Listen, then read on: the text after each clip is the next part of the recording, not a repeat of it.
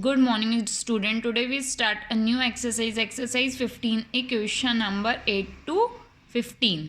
Question number 8. If one angle of a triangle is equals to the sum of other two, मतलब आपका जो एक angle है उसका सम क्या होगा दूसरे दो एंगल के बराबर. Show that the right angle triangle, तो आपको बताना है कि ये जो ट्रायंगल है वो राइट एंगल्ड होगा. तो अपन जब भी कोई चीज़ मानते हैं तो क्या लिखते हैं, let one angle be x, एक एंगल क्या है x, and the other angle be a and b. ठीक है, तो इन दोनों का सम जो होगा वो इक्वल होगा एक्स के, इसने यही बोला था. तो अपन इन दोनों की जगह एक्स लिख सकते हैं ना, तो एक्स और एक्स कितना हो गया 2x इक्वल्स टू 180. तो ये जो x है ये अपॉन में चल जाएगा, तो क्या हो गया 180 डिवाइडेड बाई 2 90 डिग्री. तो a plus b equals to 90 degree. Yes, it is a right angle triangle. तो 90 डिग्री कैसे कैसे बन सकता है, 42 48 60 30 एक्सेट्रा, और भी हम लिख सकते हैं जिसमें 90 क्रिएट हो दो एंगल को मिला के. Question number 9. What is the measure of each angle of an equilateral triangle. आपको बताना है क्या मेजर होगी इक्विलेटरल ट्रायंगल की,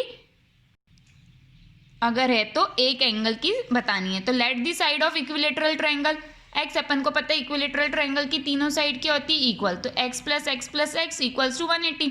ऐड किया 3x इक्वल्स टू 180 है. अब मल्टीप्लाई में इधर आएगा तो डिवाइड का 180 डिवाइडेड बाई 3 कट किया तो 60 डिग्री, यानी कि ईच एंगल मेजर 60 डिग्री, यानी कि हर एक एंगल की मेजर कितनी होगी 60 degree. Question 10. Can a triangle have two obtuse angle, क्या दो ट्रायंगल जो हैं वो ऑब्ट्यूज एंगल हो सकते हैं क्या, नो, क्योंकि ऑब्ट्यूज तो क्या होता है मोर देन 90, तो पॉसिबल ही नहीं है. फिर ऑल एंगल इक्वल्स टू 60, सारे एंगल बराबर हो सकते हैं 60 के, तो यस. टू राइट एंगल, दो राइट एंगल बन सकते हैं क्या ट्रायंगल में, no.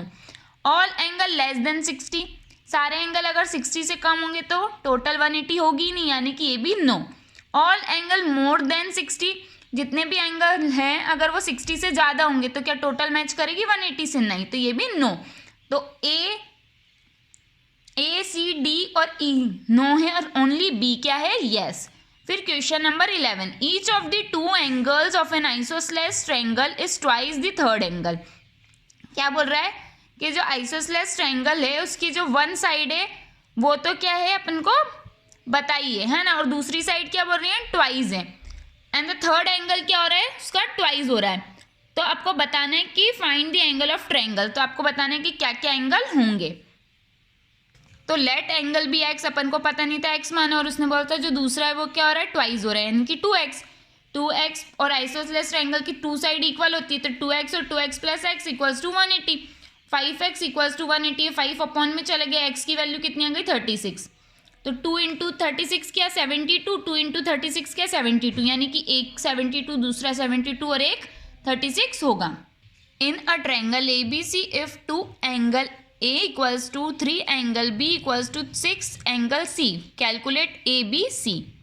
According to the condition in the triangle A B C, अगर इसने क्या बोला था 2 एंगल ए होंगे, 3 एंगल बी होंगे और 6 एंगल सी होंगे, तो यानी कि क्या हो जाएगा एंगल सी जो है वो अपॉन में अगर हम भेजते हैं तो क्या हो जाएगा ये angle A equals to 3 angle c. ठीक है, फिर एंगल बी अगर देखते हैं तो ये अपॉन में चला जाएगा, तो क्या हो गया angle 2 equals to angle c. फिर अपन इसको angle a angle b angle c equals to 180. अब एंगल ए की जगह 3 एंगल सी, एंगल बी की जगह 2 एंगल सी और सी की जगह एंगल सी ही आएगा. फिर इन सब सी वाले को टर्म को प्लस किया, कितना हो गया 3 और 2 5, 5 और 1 6, 6 को 180 से डिवाइड किया 30, सी की वैल्यू आ गई 30. तो अब अपन को पता है कि किस में कितना है, तो 3 इंटू 30 90, फिर 3 इंटू 20 60 और सी तो 30 है, तो अपनी इससे क्या हो गया सॉल्व हो गया. In the given figure S T parallel to Q R if angle P equals to 65 and angle Q equals to 55. Find करना है आपको पी एस टी. सबसे पहले अपन को पता है ये लाइन और ये लाइन पैरेलल है ना, ये लाइन और ये लाइन क्या है पैरेलल है, ये लाइन पैरेलल है, तो अपन को पता है कि पी क्यू आर है. सबसे पहले हम आर कैलकुलेट करेंगे, तो एंगल सम प्रॉपर्टी के हिसाब से क्या होता है इन तीनों एंगल का सम होना चाहिए 180. तो 65 और 55 को प्लस करेंगे तो कितना आंसर है 120. 180 से गया तो 60 अपना आर आ गया. अब अपन को पता है ये लाइन पैरेलल है, अगर ये 55 होगा तो एस भी 55 होगा और आर अगर 60 है तो टी भी 60 होगा according to the parallel condition. तो क्या हो गया पी एस टी 55, फिर P T S 60 and angle R equals to 60 degree. Fill in the blanks. A right angle triangle can not have an dash angle. क्या एक right angle triangle can not have, नहीं हो सकता है, अगर right angle triangle है तो क्या नहीं हो सकता, obtuse angle. The acute angle of a right angle are, अगर एक्यूट एंगल है तो जो राइट एंगल ट्रायंगल है वो क्या है, कॉम्प्लीमेंट्री। फिर each acute angle of an isosceles right triangle measure 45 degree. अगर एक्यूट है और आइसोसेलेस है राइट ट्रायंगल तो कितने डिग्री होगा, 45। Each angle of an equilateral triangle measure, अपन ने कैलकुलेट भी किया है कि इक्विलेटरल ट्रायंगल के अंदर मेजरमेंट कितनी आ रही थी, 60 degree. The side opposite to the right angle of a right triangle is called, जो साइड अपोजिट होती है उसको क्या बोलते हैं, hypotenuse. The sum of length of the side of a triangle is called perimeter. जितनी भी साइड है उसका अगर हम सम कर देते हैं तो क्या आ जाता है, वो पेरीमीटर। फिर ये आपका होमवर्क है, क्या है ना, राइट एंगल ट्रायंगल भी है, स्केलियन ट्रायंगल। क्या एक राइट एंगल ट्रायंगल स्केलियन हो सकता है, अगर हो सकता है तो यस लिखना है, नहीं हो सकता है तो नो लिखना है। क्या है ना, आइसोसेलेस ट्रायंगल भी है राइट ट्रायंगल। क्या आइसोसेलेस ट्रायंगल जो राइट एंगल ट्रायंगल हो सकता है क्या, वो आपको यस और नो में आंसर देना है।